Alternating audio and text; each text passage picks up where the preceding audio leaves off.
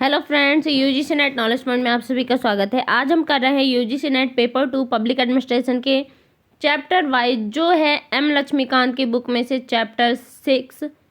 आइए स्टार्ट करते हैं। चैनल पर नए हैं तो चैनल को जरूर सब्सक्राइब करें, लाइक एंड शेयर करें। आज हम करेंगे चैप्टर 6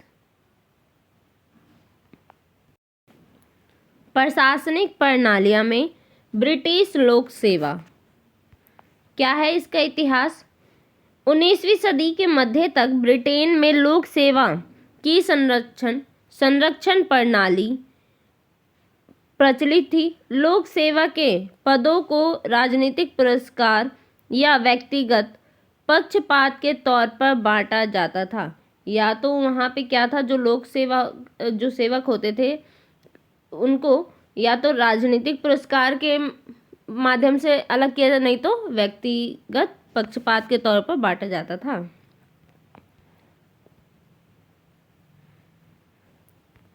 अपेक्षित योग्यता रखने वाला आम नागरिक पक्षपात के बिना लोक सेवा में प्रवेश नहीं पा सकता था। इस तरह की भ्रष्टाचार से प्रशासन में भ्रष्टाचार और अकुशलता पनपती थी।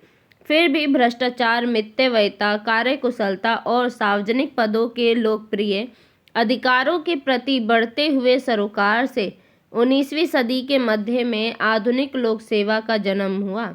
जैसे जैसे ब्रिटिश लोक सेवा का विकास होता गया, यह नॉर्थकोट ट्रेवलियन रिपोर्ट 1854 की सिफारिश पर आधारित सिद्धांतों पर संगठित होती गई। नॉर्थकोट ट्रेवलियन, ये रिपोर्ट पेपर में पूछ लिया जाता है कब हुआ था। अभी हम इस रिपोर्ट के बारे में डिटेल में पढ़ेंगे, तो इसको ध्यान रखना। ये कब हुआ था? 1854 में ये रिपोर्ट की सिफारिश की गई थी।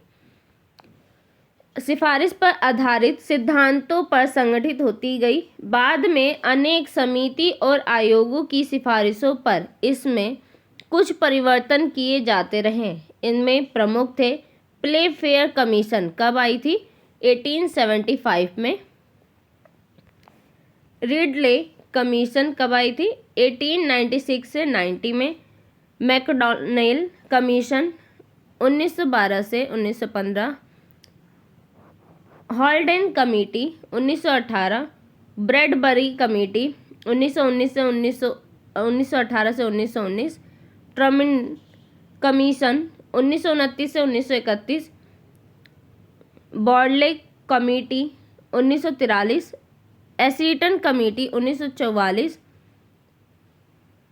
Masterman committee 1948।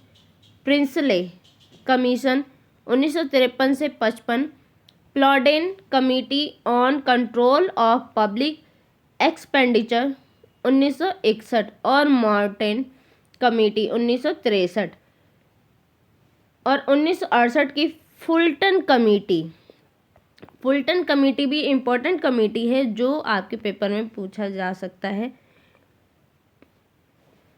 के द्वारा नैदानिक लक्षणों के आधार पर सदी के 60वें दशक के अंत में लोक सेवा को बड़े स्तर पर दोबारा पुनर्गठित किया गया।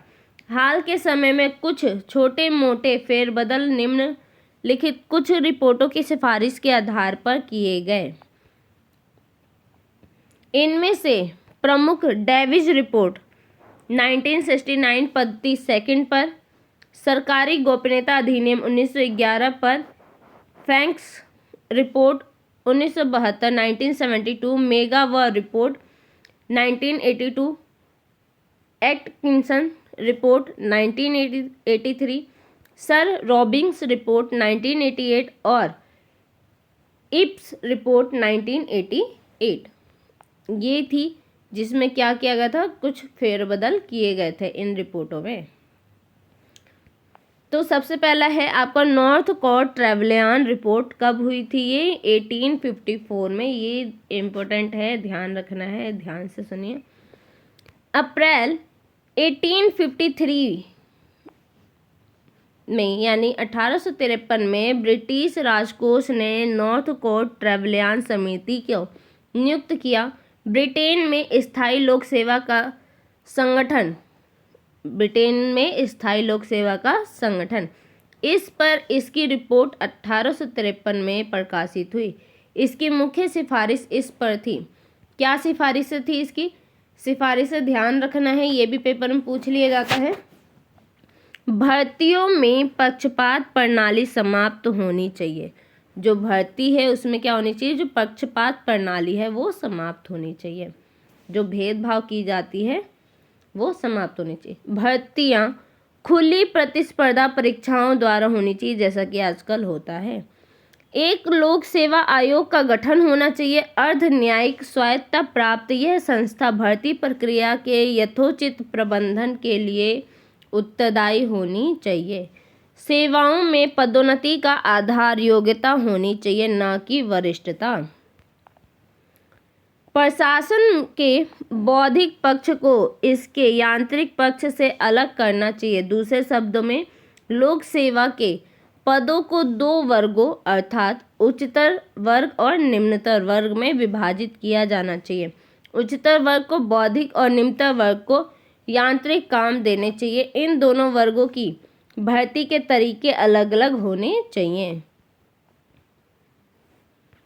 निम्नतर पदों की भर्ती की आयु 17 से 21 वर्ष तथा उच्चतर वर्गों के लिए आयु 19 से 25 वर्ष तक होनी चाहिए। अतः लोक सेवा में भर्ती को नौजवानों तक सीमित कर दिया गया है। यानी जो भर्तियां हो रही है लोक सेवा में जाने के लिए उसमें सिर्फ नौजवान ही जाएंगे।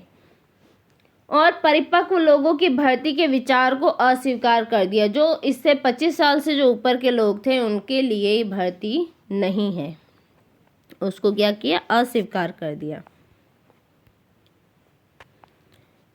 वरिष्ठ लोक सेवकों का चयन सामान्य बौद्धिक क्षमता के आधार पर होना चाहिए, न कि विशेषज्ञ ज्ञान के आधार पर। दूसरे शब्दों में खुली प्रतियोगितात्मक परीक्षा तकनीकी अथवा व्यावसायिक विषयों की बजाय उदार कला विषयों में विश्वविद्यालय स्तर की होनी चाहिए। 8 पॉइंट है, लोक सेवाओं को एकीकृत भर्ती और अंतर विभागीय पदोन्नतियों के साथ जोड़ दिया जाना चाहिए। भर्ती के लिए प्रत्याशियों की परीक्षा लेने के लिए एक स्वतंत्र संस्था के रूप में लोक सेवा आयोग की स्थापना 1855 यानी 1855 में ऑर्डर इन काउंसिल के द्वारा की गई थी। प्रारंभ में यह केवल उन प्रत्याशियों की परीक्षा लेती थी जिनको विभागाध्यक्षों द्वारा मनोनीत किया जाता था, लेकिन 1870 के बाद यह खुली प्रतियोगिताओं को आयोजित करने लगी और तब से ये पद्धति प्रासंगिक लोक सेवाओं में प्रवेश का एकमात्र रास्ता बन गई। ब्रिटेन में योग्यता प्रणाली 1870 से ही वास्तविक रूप ले सकी थी। अब हम पढ़ेंगे फुलटन कमेटी यानी फुलटन रिपोर्ट। ये भी क्या है? इम्पोर्टेंट है। फुलटन रिपोर्ट जो है वो भी क्या है? इम्पोर्टेंट है। 1968 फुलटन रिपोर्ट कब आई थी? 1968 में। 1966 में ब्रिटिश सरकार ने लोक सेवा के संबंध में फुलटन कमेटी को नियुक्त किया। इसका कार्य गृह सेवा के ढांचे, भर्ती, प्रशिक्षण और प्रबंधन की जांच करना और इनमें सुधार की सिफारिशें करना था। कमेटी ने अपनी रिपोर्ट 1968 में प्रस्तुत की और यह परीक्षण किया कि मौजूदा गृह लोक सेवा अब भी मूलतः नॉर्थकोट ट्रेवलियन रिपोर्ट के 19वीं सदी के दर्शन की देन है। यानी पहले किसकी देन थी? नॉर्थकोट ट्रेवलियन रिपोर्ट की देन थी। इसके सामने 20वीं सदी के उत्तरार्ध वाले कार्य हैं। क्या है जो इसके सामने? क्या था? जो फुलटन कमेटी थी उसके सामने जो 20वीं सदी के उत्तरार्ध वाला कार्य है वो अभी भी है। यही समझ पाए हैं और हम इसी का इलाज तलाशने की कोशिश कर रहे हैं। इसने कुल मिलाकर 158 सिफारिशें की, 158 सिफारिश की।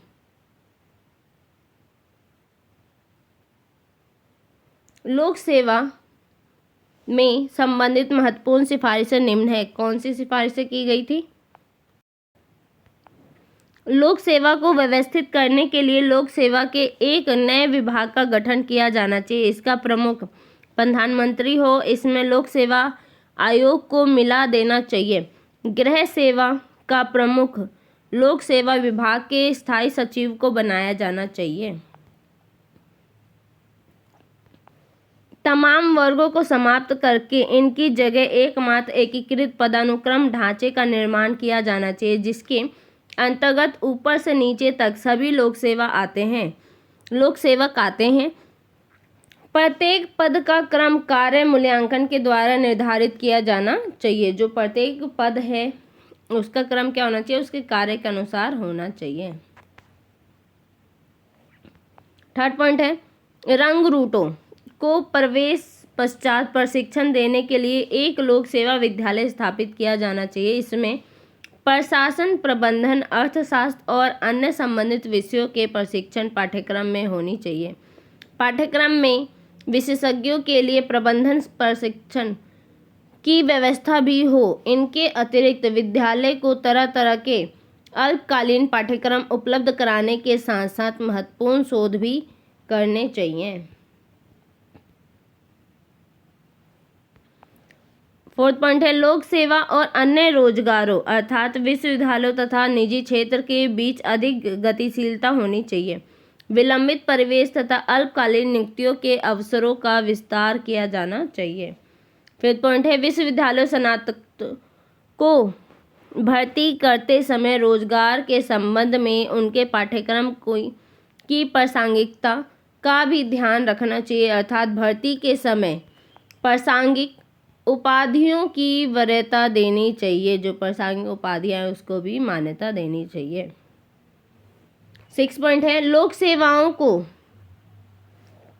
चाहिए कि वह विशेषज्ञों तथा प्रशासकों दोनों के बीच अधिक व्यावसायिकता को बढ़ावा दे। विशेषज्ञों को प्रबंधन में अधिक प्रशिक्षण देना चाहिए और उनको अधिक उत्तरदायित्व तथा अधिक व्यापक आजीविका के अवसर मिलने चाहिए, जबकि प्रशासकों को निजी प्रशासन तथा सामाजिक प्रशासन के विशेष क्षेत्रों में विशेषज्ञ बनने को प्रोत्साहित करना चाहिए। 7 पॉइंट है, कैरियर प्रबंधन पर अधिक ध्यान देना चाहिए। 8 पॉइंट है, प्रत्येक कार्यालय विभाग में नियोजन इकाई स्थापित करनी चाहिए जिसके मार्गदर्शन की सीधी पहुंच संबंधित विभाग के मंत्री तक हो। 9 पॉइंट है, मुख्य विभागों में वरिष्ठ नीति सलाहकार का पद होना चाहिए जो स्थायी सचिव के पद के अतिरिक्त हो। 10 पॉइंट है, सरकारी गोपनीयता नियमों को ढीला करना चाहिए और प्रशासनिक प्रक्रिया को जनता की जानकारी और सलाह के लिए अधिक खुला करना चाहिए। 11 पॉइंट है, मंत्रियों को ये छूट मिलनी चाहिए कि वे परामर्श के लिए विशेषज्ञों को अस्थायी आधार पर नियुक्त कर सके। 12 पॉइंट है, सभी प्रमुख विभागों में प्रबंध न सेवा इकाइयों का गठन किया जाना चाहिए। जो सभी प्रमुख विभाग है उसमें जो प्रबंध है सेवा इकाइयों के गठन किया जाना चाहिए। 3 पॉइंट है, भर्ती प्रणाली के बदलावों तथा पूरे सेवा काल के दौरान आंतरिक पदोन्नति के अवसरों में वृद्धि के माध्यम से लोक सेवकों के शैक्षणिक एवं सामाजिक आधार का विस्तार किया जाना चाहिए। केंद्रीय कार्मिक एजेंसी 31 अक्टूबर 1968 1968 तक ब्रिटेन की केंद्रीय कार्मिक एजेंसी ब्रिटिश कोषागार थी और यही लोक सेवा का प्रबंधन करती थी। लेकिन 1 नवंबर 1968 को फुलटन कमेटी रिपोर्ट की सिफारिश पर लोक सेवा विभाग की स्थापना की गई। इस विभाग ने केंद्रीय कार्मिक एजेंसी की जगह ले ली और लोक सेवा आयोग को एक स्वतंत्र इकाई के तौर पर अपने अंतर्गत ले लिया, परंतु मितव्ययिता के विचार से 1981 में इस विभाग को समाप्त कर दिया गया। क्या हुआ? इसको समाप्त कर दिया। इसके कार्यों को कोषागार तथा प्रबंधन एवं कार्मिक कार्यालय के बीच बांट दिया गया। 1987 में प्रबंधन एवं कार्मिक कार्यालय को समाप्त कर दिया गया और इसका स्थान लोक सेवा मंत्री कार्यालय ने ले लिया। संसद में आजकल ब्रिटिश लोक सेवा का प्रबंधन कोषागार तथा लोक सेवा मंत्री कार्यालय द्वारा किया जाता है, जो कि ब्रिटिश के प्रधानमंत्री के नियंत्रण में काम करता है। वर्गीकरण क्या है?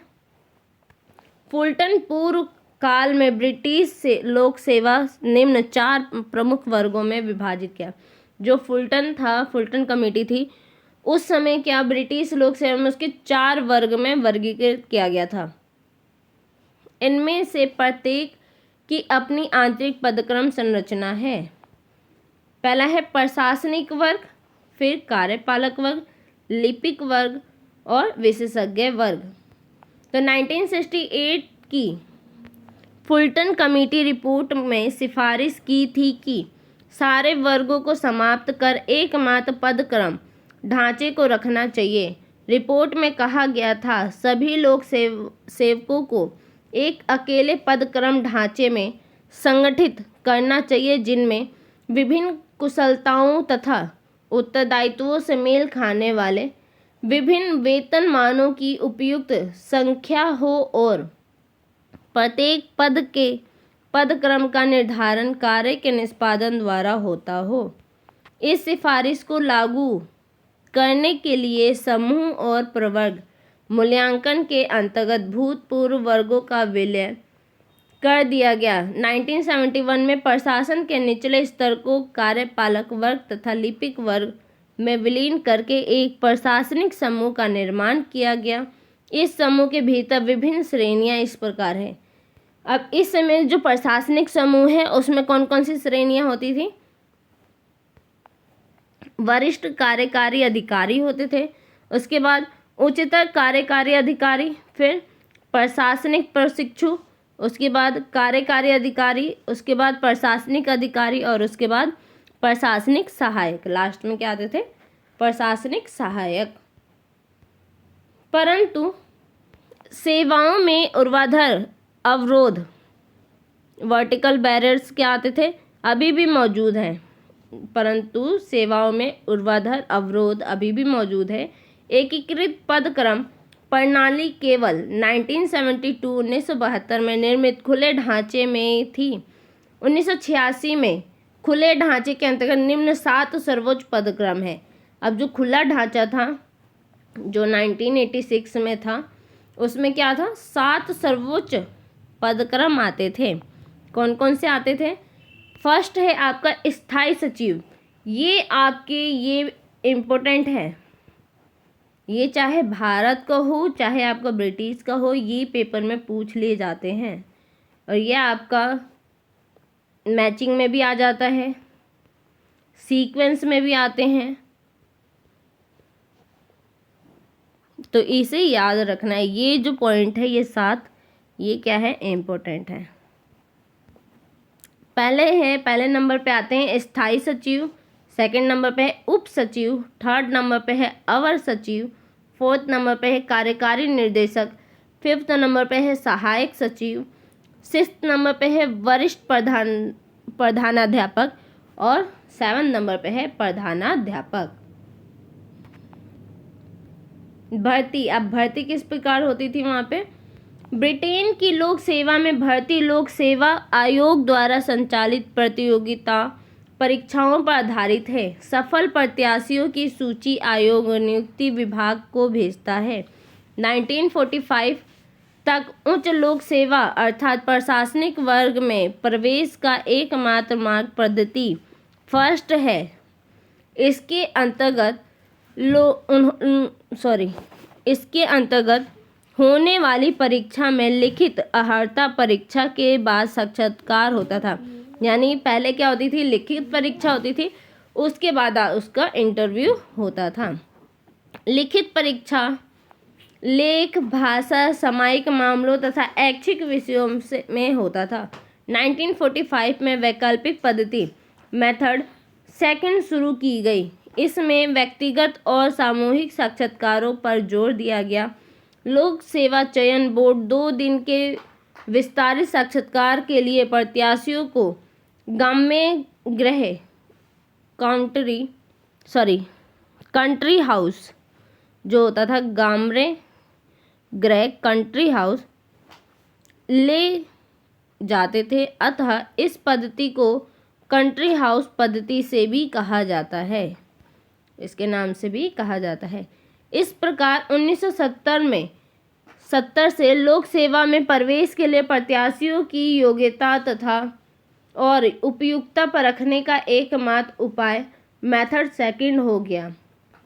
1971 में फुलटन कमेटी की सिफारिश पर नए प्रशासनिक समूह में कैरियर के लिए मेथड सेकंड की तर्ज पर प्रशासनिक प्रशिक्षुओं के चयन की एक प्रणाली की शुरुआत की गई। चुने हुए प्रत्याशियों जो प्रशासनिक प्रशिक्षु थे उनको 2 वर्ष के लिए परिवीक्षाधीन रखा जाता था। इसके बाद लोक सेवा विद्यालय में 16 सप्ताह के प्रशिक्षण पाठ्यक्रम के लिए भेज दिया जाता था।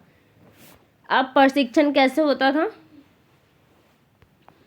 ब्रिटेन में उच्चतर लोक सेवाओं के लिए औपचारिक प्रशिक्षण की संस्था का संकेत लोक सेवक प्रशिक्षण पर एसीटन कमेटी रिपोर्ट 1944 से प्राप्त होता था। 1943 में सर रॉल्फ एसीटन की अध्यक्षता में नियुक्ति इस कमेटी ने उच्चतर लोक सेवा अर्थात प्रशासनिक वर्ग में प्रवेश करने वालों के प्रशिक्षण के लिए केंद्रीकृत प्रबंधन करने की सिफारिश की थी। इसकी सिफारिश पर ब्रिटिश कोषागार में एक प्रशिक्षण एवं प्रशिक्षण विभाग का गठन किया गया। उसका काम उच्चतर लोक सेवकों के लिए प्रशिक्षण पाठ्यक्रम का समन्वय तथा संचालन करना था। ब्रिटेन में प्रशिक्षण के मुख्य केंद्र निम्नलिखित हैं। कौन कौन से केंद्र थे? तो फर्स्ट है एडमिनिस्ट्रेटिव स्टाफ कॉलेज जो क्या कार्य करता था? प्रबंधन का बाहरी प्रशिक्षण देता था। प्रदान करने के लिए हेलेन ऑन थेम्स पर 1948 में स्थापित किया गया था। सेकंड है centre for administrative studies London में थी जो 1963 में स्थापित की गई थी।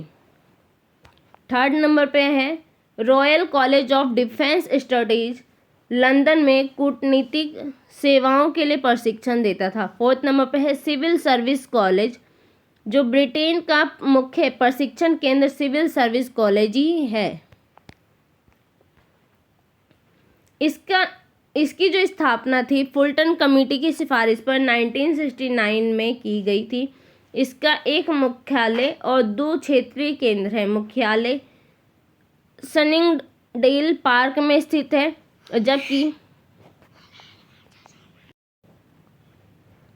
जबकि क्षेत्रीय केंद्र लंदन और एडिनबर्ग में है। इसका निम्नलिखित 4 कार्य, इसमें क्या कौन से कार्य हैं? 4, आइए देखते हैं। प्रशासन के वित्तीय, आर्थिक या सामाजिक क्षेत्रों में यह नई भर्ती यानी प्रशासनिक अथवा सामान्य के लिए पोस्ट एंट्री ट्रेनिंग देता है। सेकंड है विशेषज्ञों के लिए प्रशासन एवं प्रबंधन में विशेषीकृत पाठ्यक्रम उपलब्ध कराता है। थर्ड है प्रशासन से संबंधित समस्याओं पर शोध करता है। फोर्थ है जो विभाग कार्यपालकों तथा लिपिक कर्मचारियों को प्रशिक्षण देता है उनको सामान्य मार्गदर्शन और सलाह देता है। पदोन्नति कैसे होती थी? ब्रिटेन की लोक सेवा में पदोन्नति विभागीय मामला है। प्रत्येक विभाग का प्रमुख विभागीय बोर्ड का गठन करता है। मंत्री और स्थायी सचिव को पदोन्नति के मामलों पर सलाह देता है। वार्षिक रिपोर्टों में कर्मचारियों का मूल्यांकन असाधारण, बहुत अच्छा, संतोषजनक, उदासीन और खराब के रूप में किया जाता है। तत्पश्चात प्रत्याशियों को निम्न प्रवर्गों में वर्गीकृत किया जाता है। फर्स्ट है पदोन्नति के लिए असाधारण रूप से उपयुक्त। सेकंड है पदोन्नति के लिए अत्यंत उपयुक्त, पदोन्नति के लिए उपयुक्त और पदोन्नति के लिए अभी उपयुक्त नहीं। ये 4 प्रकार होते थे। पदोन्नति पद्धति के महत्वपूर्ण तत्व इस प्रकार क्या क्या तत्व हैं इसके? जिन पदों को पदोन्नतियों द्वारा भरा जाना है उनके बारे में प्रत्याशियों को काफ़ी समय पहले से सूचित किया जाता है, यानी उनको पहले ही बता दिया जाता है। सेकंड है, पदोन्नति के लिए प्रत्याशियों की उपयुक्तता का निर्धारण किसी एक व्यक्ति के द्वारा नहीं बल्कि बोर्ड के द्वारा किया जाता है। जो प्रत्याशियों को है पदोन्नति के लिए कौन नियुक्त करता है? लोग नहीं करते, व्यक्ति वहाँ के नहीं करते, जो वहाँ का बोर्ड होता है वो नियुक्त करता है कि किस व्यक्ति को पदोन्नति मिलनी चाहिए। थर्ड पॉइंट है, पीड़ित पक्ष को पदोन्नति संबंधी निर्णयों के विरोध अपील करने का अधिकार है, परंतु कोई भी अपील विभाग प्रमुख के ऊपर के पदाधिकारी से नहीं की जा सकती है। थर्ड पॉइंट है, व्यवहार में स्थायी सचिव, उप सचिव, वित्त अधिकारी तथा संस्थापना अधिकारी के पदों पर पदोन्नति के लिए प्रधानमंत्री की सहमति आवश्यक है। जो ये पद हैं सचिव का, उप सचिव का, उत्तर वित्त अधिकारी का और संस्थापना अधिकारी का, तो इसकी जो पदोन्नति होती है वो कौन करता है? प्रधानमंत्री। वेतन एवं सेवा शर्तें क्या थी? 1971 से ब्रिटेन में लोक सेवकों के वेतन प्रिस्टले फॉर्मूला के आधार पर तय किए जाते थे। इनमें सिफारिश की गई थी कि उच्चतर वेतनमान सरकारी आय नीतियों तथा निजी क्षेत्र के वेतनमानों पर आधारित होना चाहिए। वेतन का निर्धारण एवं नियंत्रण ब्रिटिश कोषागार एवं कार्मिक विभाग द्वारा किया जाता है। सेकंड पॉइंट है, वेतन के अलावा ब्रिटेन में लोक सेवकों को कई तरह के भत्ते दिए जाते हैं जिन्हें प्रचलित मूल्य सूचांक के आधार पर तय किया जाता है। थर्ड पॉइंट है, ब्रिटेन के लोक सेवकों को संगठन बनाने का अधिकार मिलता है। अपनी राजनीतिक विचारधारा का समर्थन करने के लिए उनको ट्रेड यूनियनों के साथ जुड़ने का अधिकार भी प्राप्त है, परंतु केवल डाकघर कर्मचारियों की यूनियन ही लेबर पार्टी से जुड़ी है। फोर्थ पॉइंट है, ब्रिटेन के लोक सेवक कानून के अधीन हड़ताल के अधिकार से वंचित नहीं है, लेकिन हड़ताल करना एक अनुशासनात्मक अपराध है। फिफ्थ पॉइंट है, ब्रिटेन में उच्चतर लोक सेवकों के राजनीतिक अधिकारों और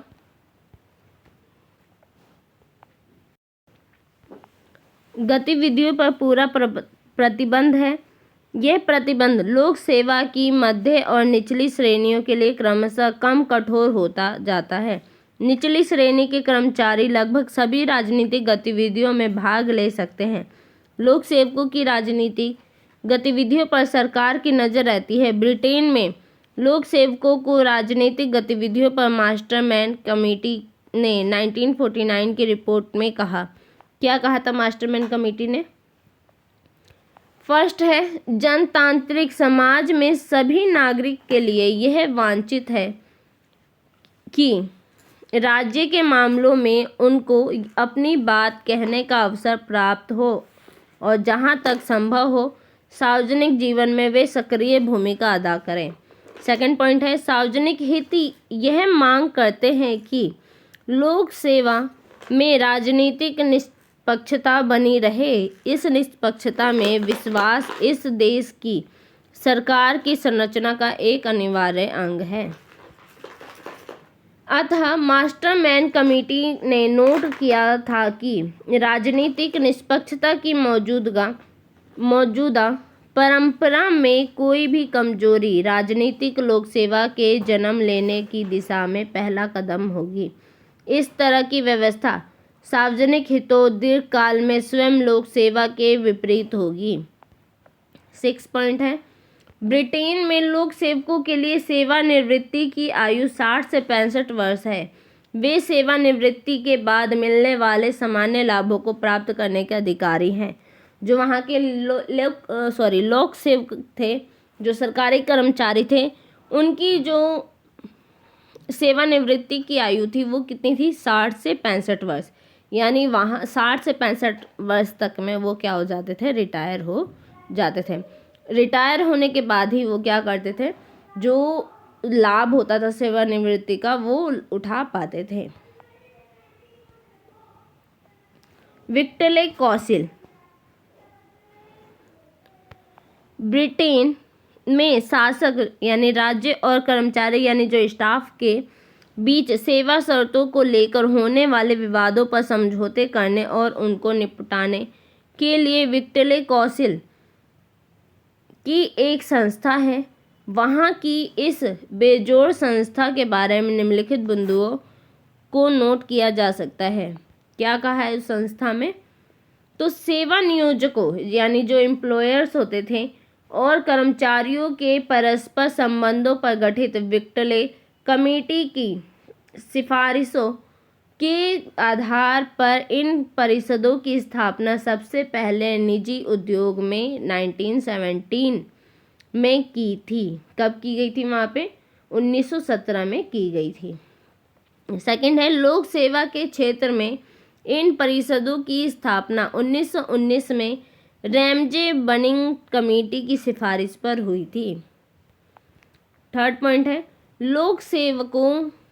लोक सेवा में ये परिषद राष्ट्रीय, विभागीय और स्तरीय स्तरों पर काम करती है। राष्ट्रीय परिषद सेवा के उन मामलों से निपटती है जो संपूर्ण लोक सेवा को प्रभावित करते हैं। यही काम विभागीय तथा स्थानीय मामलों में विभागीय तथा स्थानीय परिषदों द्वारा किया जाता है। फोर्थ पॉइंट है, विक्टोरिया परिषदों के सभी स्तरों पर इनमें राज्य यानी सेवा योजक और स्टाफ यानी कर्मचारी के प्रतिनिधि होते हैं। सरकारी पक्ष का प्रतिनिधित्व अधिकारी वर्ग यानी निर्देशक और पर्यवेक्षक करते हैं, जबकि कर्मचारी का प्रतिनिधित्व मध्य और निचले प्रवर्ग के कर्मचारी द्वारा किया जाता है। फिफ्थ पॉइंट है, सरकारी और कर्मचारी पक्ष अपनी समझौता वार्ताएं विक्टोरिया परिषदों की तंत्र प्रणाली से चलाते हैं जो 3 स्तरों पर काम करती है। अतः विक्टोरियावाद सरकार तथा कर्मचारियों के बीच समय समय पर होने वाले विचार विमर्श की एक प्रणाली है जिसका उद्देश्य सेवा शर्तों के विवादों को हल करना है। 6 पॉइंट है, राष्ट्रीय विक्टोरिया परिषद में 54 सदस्य होते हैं। उनमें प्रत्येक पक्ष के 27 सदस्य के साथ सरकार की ओर से एक अध्यक्ष होता है, जबकि उपाध्यक्ष कर्मचारियों की ओर से होता है। काउंसिल के अध्यक्ष का जो काउंसिल के अध्यक्ष का कार्य गृह लोक सेवा का प्रमुख करता है। 7 पॉइंट है, विक्टोरिया परिषद को केवल सिफारिशें करने के अधिकार होते हैं, निर्णय लेने का नहीं। जो विक्टोरिया परिषद है उसमें सिर्फ सिफारिश की जा सकती है, निर्णय नहीं लिया जा सकता है। ये केवल सलाहकार संस्था है। इसके अतिरिक्त ये कोई व्यक्तिगत मामले नहीं ले सकती है। विभागीय परिषद लगभग 70 मंत्रालयों के अंतर्गत काम करती है और राष्ट्रीय काउंसिल सरकार के केंद्रीय सलाहकार की भूमिका अदा करती है। 8 पॉइंट है, वेतन, सेवा के घंटों और अवकाशों के मामलों में सरकारी और कर्मचारी पक्षों के बीच विवाद होने की स्थिति में मध्यस्थता का प्रावधान किया गया। 9 पॉइंट है, लोक सेवा मध्यस्थता ट्रिब्यूनल की स्थापना 1936 में की गई थी। इसमें एक अध्यक्ष और 2 सदस्य होते हैं। इसके निर्णय अंतिम होते हैं जिनका मात्र संसद द्वारा ही बदला जा सकता है। इसकी जो निर्णय है वो कौन बदल सकता है? सिर्फ जो वहाँ की संसद है वही बदल सकती है। विक्टोरिया परिषद के उद्देश्य क्या क्या है? कर्मचारियों की सेवा शर्तों से संबंधित शिकायतों पर खुली चर्चा के लिए तंत्र प्रदान करना। 2 पॉइंट है, सेवा योजक यानी जो राज्य है और लोक सेवकों की आम सभा यानी जो कर्मचारी के बीच अधिकतम सहयोग हासिल करना, जिनसे कि लोक सेवाओं की कार्यकुशलता और कर्मचारियों की सुख सुविधाओं में वृद्धि की जा सके।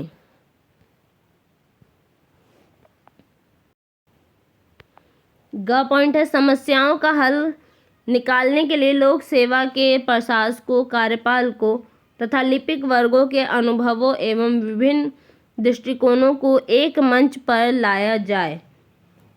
11 पॉइंट है उपरोक्त उद्देश्य को प्राप्त करने के लिए विक्टोरिया परिषद निम्न कार्य करती है। कौन कौन से कार्य करती है? कर्मचारियों के अनुभवों और विचारों पर उपयोग करने के सर्वश्रेष्ठ साधन प्रदान करती है। सेकंड पॉइंट है जिन शर्तों के अंतर्गत वे काम करते हैं उनका निर्धारण और पालन करने के लिए कर्मचारियों को अधिक उत्तरदायी बनाना। ग पॉइंट है भर्ती, काम के घंटों, पदोन्नति, अनुशासन, कार्यकाल, वेतन तथा सेवानिवृत्ति के नियंत्रित करने वाले सामान्य सिद्धांतों को तय करना। पदोन्नति तथा अनुशासन के व्यक्तिगत मामलों पर चर्चा की अनुमति नहीं होती।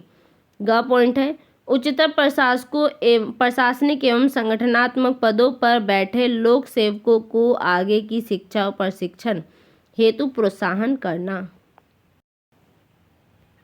4 पॉइंट है इस विषय पर कर्मचारियों के सुझावों पर अधिकतम विचार के लिए कार्यालय तंत्र तथा संगठन में सुधार करना। 6 पॉइंट है लोक सेवकों के रोजगार के संबंध में उनकी परिस्थिति को प्रभावित करने वाले कानूनों को प्रोत्साहित करना। आज के लिए सिर्फ इतना ही। वीडियो अच्छी लगे तो लाइक कीजिए, शेयर कीजिए, सब्सक्राइब कीजिए। धन्यवाद।